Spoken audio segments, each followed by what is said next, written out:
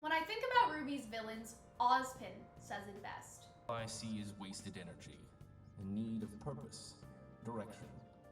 RWBY, in my opinion, dropped the ball with Mercury Black, who serves as a perfect foil to Yang Xiaolong. There is no denying that Adam served as a conflict for Yang. He changed Yang, but now he's dead, and unless Yang won't develop any more going forward, they should have set up a more long-lasting, ever-constant foil in Mercury. Hello everybody, it is Calxiyn here. If you guys enjoyed this video, remember to subscribe, become patrons over on Patreon if you want to support the channel and support videos like these. Follow me on social media and join our Discord server. So today, as you guys can see, we are talking about Mercury Black and where RWBY has failed him. Antagonists aren't the only thing that a writer can use to develop a protagonist. As you guys may have heard if you've been in an English class, there's person v person, person v nature, person v internal conflict, and things like that. But I think in RWBY, the antagonists are definitely the most important. I think the reason why Weiss is one of the best written RWBY characters is because she had a constant antagonist in Jocks. He has more power. He has even won against her when he got to bring her home. They compete for the same goal, and he pressures Weiss to make choices. He is good at attacking her. But back to Mercury. A foil, as I have learned it, helps to compare and contrast the makeup or qualities of the protagonist and antagonist. Mercury and Yang could have been tethered in this way, but a lot of Salem's faction is useless when it comes to being good at meaningful antagonism, not like Jacques is for Weiss, or even Crow in Volume 6 was for RWBY, and Crow isn't even a villain, that we know of, I guess. Because of this, I want to show the wasted potential of Mercury by showing the traits which foil best with Yang. To me, Mercury and Yang have very similar personalities. They are very jokey, sort of humorous characters. They both have this carefree attitude as well. Mercury and Yang both have a serious side too, and we see this a lot with Yang now, but the contrast in Mercury scenes is very apparent. I think that Volume 2 and 3 do the best job of putting Mercury and Yang against each other, not just literally in a fight, but sort of presenting them as foils. He is good at attacking her, and again, I mean more than just fighting. He forces Yang into making choices, bad choices, and he wins against her. He has more power than her. This power should have been explored in Volume 4, which is where I think Mercury's backstory should have gone. Because his power isn't just, oh, well, he's a strong fighter, right? His power, his strength, is his intellect, or at least his strategic mind and his cunning. You see him use this against Pyrrha, against Coco and Yasuhashi, and against Yang. Yang's issue is summed up in Tai Yang's quote. Do you realize that you used your semblance to win every fight after the qualifiers? Think before you act.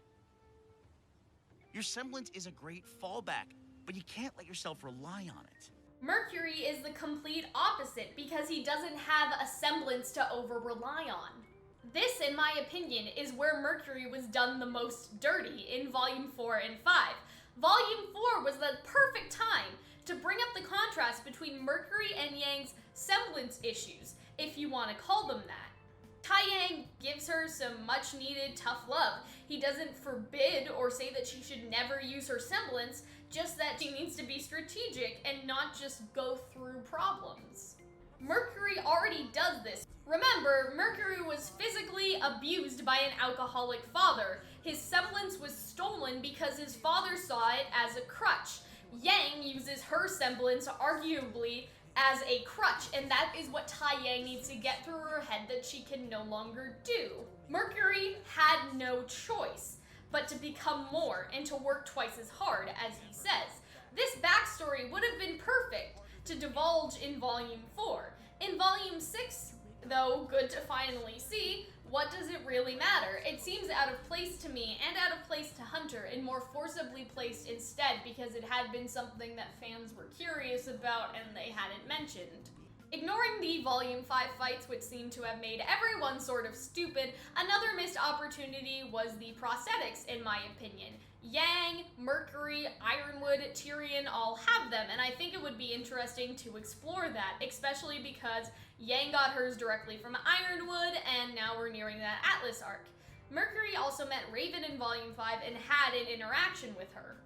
I'm gonna get more in depth about what I mean by the prosthetic missed opportunity as well as the Raven missed opportunity, but I think first that we should explore that villains aren't, or at least shouldn't be in RWBY, a mwahaha type of evil, right? For example, Cinder is abusing Emerald, and Mercury can see this. He knows this. He probably knew the entire time. And I think in his own way, he does feel sorry for Emerald, who is sort of blinded by this and doesn't want to accept it. He tries to get her to see it. And maybe there's a better word than sympathy, but I don't see why he would do that if he doesn't, at least care about Emerald. Now, obviously, Mercury shouldn't have much sympathy or empathy for Yang. It's hard to sort of explain, but I think it would be interesting if he sort of took that harshness that he had in that convo with Emerald about sort of Cinder and how she really is, and sort of apply that to Yang having a prosthetic, because obviously he knows how it feels to lose his legs, and I don't know how much empathy or sympathy Mercury has left, but even if he just had a slight bit and felt a slight bad that something like that had happened to her, I think that would be sort of interesting. Even if there was no empathy at all and he just wanted to be mean to her because she lost her arm, I think that would have been interesting too. I think another missed opportunity was what happened with Raven. I think that was one of the worst missed Mercury opportunities for Volume 5. He humiliated her daughter on international television, but nothing or barely anything interesting was done with them both being there, both Emerald and Mercury being in Raven's camp. That would have been interesting if he was like, hey, I humiliated your daughter, if she fights like that, you can't be, too tough to beat, like something like that. I feel like Mercury has that little shitness inside of him.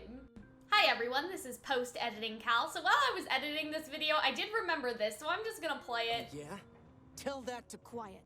So what was he gonna say? Because he could have been like, oh, tell that to Yang, and do basically what I just said. But, I don't know, like he could be like, ha, tell that to Salem, tell that to Ozpin, cause we killed him. Like, I don't know. I mean, I guess Cinder did it, but technically, it's a group project. You just take credit even if you didn't do your part. You know what I mean? So I don't know. I don't know if that's what he was gonna say and Cinder just shut him down. But then I guess it's more like, oh, they thought about it and then they had Cinder shut him down, and that's kind of disappointing if that's what was gonna happen there.